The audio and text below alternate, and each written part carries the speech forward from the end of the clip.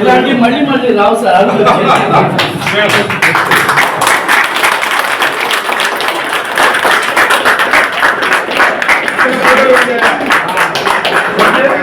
తర్వాత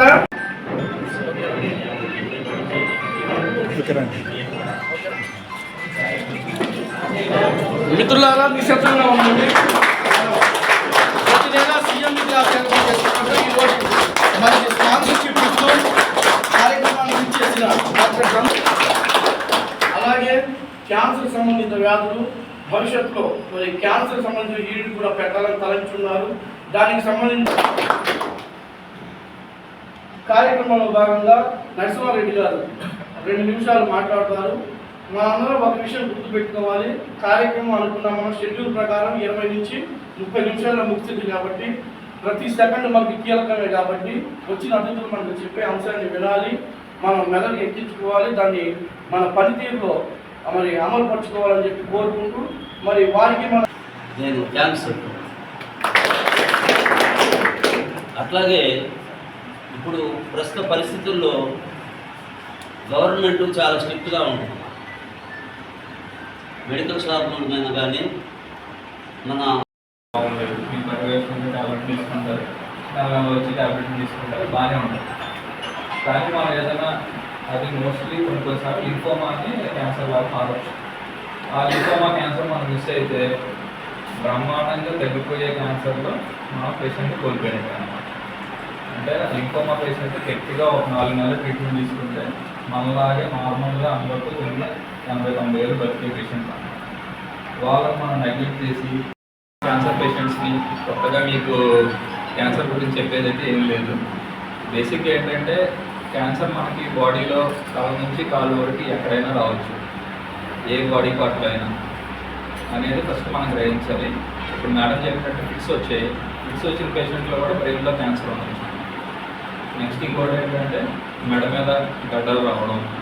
చాలామంది ఏంటంటే టీబీ జబ్బు అని చెప్పేసి కంటిన్యూస్గా టీబీ ట్యాబ్లెట్ వాడుకుంటూ ఉంటారు. అంతే ఫీవర్ వస్తుంది, మెడ మీద గడ్డలు వస్తుంది, టీబీ ఏదో లేదంటే మన దగ్గరలో ఉన్న గవర్నమెంట్ హాస్పిటల్కి వెళ్తాము, వాళ్ళే టీబీ అని చెప్పేసి 6 నెలల కోర్స్ అని వాడేస్తూ ఉంటాం, మనం కూడా వాడిచ్చేస్తూ ఉంటాం. అది ఒక నెల తగ్గింది, మళ్ళీ పెరుగుతూ ఉంటుంది. దాన్ని నెగ్లెక్ట్ చేసేస్తాం బాగా. ఆ నెగ్లెక్ట్ చేసిన తర్వాత ఇప్పుడు ఇంకా తగ్గట్లేదు, 5-6 నెలలు అయిపోతుంది అన్నప్పుడు అప్పుడు బయాప్సీకి తీసుకొచ్చేటప్పుడు అది బాడీ మొత్తం స్ప్రెడ్ అయ్యింది.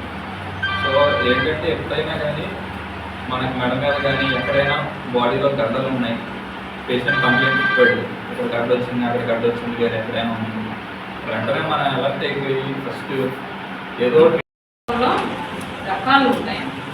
ఇంగ్లీష్లో మనం వచ్చేసరికి సీజర్స్ అంటాము, లేదంటే ఎపిలెప్సీ అంటాము. రెండింటికి తేడా ఉంటుంది.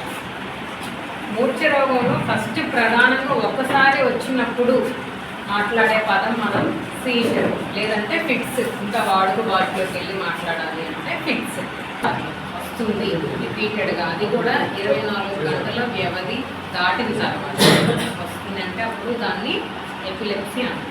మొత్తానికి మన వాడుక భాషలో మనం ఇంటి దగ్గర కానీ ఊళ్ళల్లో కానీ ఎక్కువగా వాడే పదం మూర్ఛ రోగం మళ్ళీ చిన్నపిల్లల్లో రావచ్చు, పెద్దవాళ్ళల్లో రావచ్చు, ఎవరిలో అయినా రావచ్చు. ఇది పెద్దవాళ్ళకే వస్తుంది లేదంటే పిల్లలకే వస్తుంది అనేది లేదు. దానికి చాలా కారణాలు ఉంటాయి. ఒకటి మేజర్గా మనం చూసేది చిన్నపిల్లల్లో అయితే జ్వరం, ఏదన్నా మెదడు వాపు, అలాంటి వాళ్ళల్లో మూర్ఛ వచ్చే అవకాశాలు ఉంటాయి. ఇంకా లవణాలు, సోడియం కానీ పొటాషియం కానీ ఇలాంటివి ఏమన్నా తగ్గిపోతాయి అప్పుడు వస్తాయి. లేదు ఇంకా పెద్దవాళ్ళల్లో మనం ఎక్కువగా చూసేది ఏంటంటే ఏదన్నా పక్షవాతం వచ్చింది, పక్షవాతం రాగానే చెయ్యి కాలు పడిపోవడమే కాకుండా బ్రెయిన్లో ఎక్కువగా డ్యామేజ్ అయితే దానివల్ల కూడా మూర్ఛ వచ్చే అవకాశాలు ఎక్కువగా ఉంటాయి. లేదు ఏదన్నా రక్తనాళంలో నుంచి రక్తం కారి రక్తస్రావం అయ్యి లోపల ఏమన్నా రక్తం గూడుగట్టుకొని ఉంటే అప్పుడు కూడా వస్తుంది మూర్ఛ. ఇంకా ఏదన్నా యాక్సిడెంట్ అయింది అప్పుడు దెబ్బ తగలడం వలన దానివల్ల కూడా మూర్ఛ రావచ్చు. ఇలా చాలా కారణాలు ఉంటాయి. మూర్ఛ వస్తున్న వాళ్ళకి ఏంటంటే ఈ కారణాలన్నీ చూసుకోవాలి. ఎందుకు వస్తుంది ఏంటి మనకి సమపాలనలో గ్లూకోజ్ అనేది కావాలి. అది కనుక బాగా తక్కువైనా బాగా ఎక్కువైనా అప్పుడు కూడా మూర్ఛ వచ్చే అవకాశం ఎక్కువగా ఉంటుంది. ఇప్పుడు మూర్ఛ వచ్చింది, మనం ఫస్ట్ ఇప్పుడు అందరి దగ్గర అన్ని ఊళ్ళల్లో హాస్పిటల్స్ డాక్టర్ అవైలబిలిటీ అనేది తక్కువ. ఫస్ట్ వెళ్ళి చూసేది పేషెంట్కి మీరే. ఒకళ్ళు మూర్ఛ వచ్చి ఇబ్బంది పడుతున్నారు, మనం వెళ్ళి చూస్తాం. ఫస్ట్ వెళ్ళి చూడంగానే ఫస్ట్ మనం ఏం చేయాలి, ఫస్ట్ ఏదన్నా పని చేసుకుంటున్నప్పుడు లేదంటే వాళ్ళు మూర్ఛ వస్తున్న వాళ్ళకి ఒక్కొక్కసారి ఏంటంటే ముందరే తెలుస్తుంది. కొంతమందికి ఏదన్నా శ్వాస తీసుకోవడంలో ఇబ్బంది కానీ లేదు అంటే ఇంకా స్టార్ట్ అవుతుంది నాకు కొన్ని నిమిషాల్లో అని తెలిసిన వాళ్ళు ముందే కొంచెం జాగ్రత్త పడడానికి కొంతమేరకు అవకాశం ఉంది. కొంతమందికి ఏంటంటే తెలియదు అనమాట, తెలిసేదాన్ని ఆరా అంటాం. అలా తెలియకుండా కూడా మూర్ఛ సడన్గా వచ్చేది. అప్పుడు మనం ఎక్కడైనా ఉండొచ్చు, బాత్రూంలో ఉండొచ్చు, ఏదైనా పని చేసుకుంటా ఉండొచ్చు, దూరంగా పొలాల్లో ఉండొచ్చు. మనం ఎక్కడ ఉంటాము అనేది మనకు తెలియదు. మనం ఫస్ట్ ఆ పేషెంట్ దగ్గరికి మనం వెళ్ళినప్పుడు పేషెంట్ మూర్ఛ వచ్చే ప్రదేశం సేఫ్గా ఉందా లేదా, పక్కనే ఏదన్నా నీళ్ళ దగ్గర కాలువ దగ్గర అట్లా వస్తుంది, లేదంటే మంటలు ఉన్నాయి అక్కడెక్కడన్నా వస్తుంది. ఫస్ట్ పేషెంట్ని నిదానంగా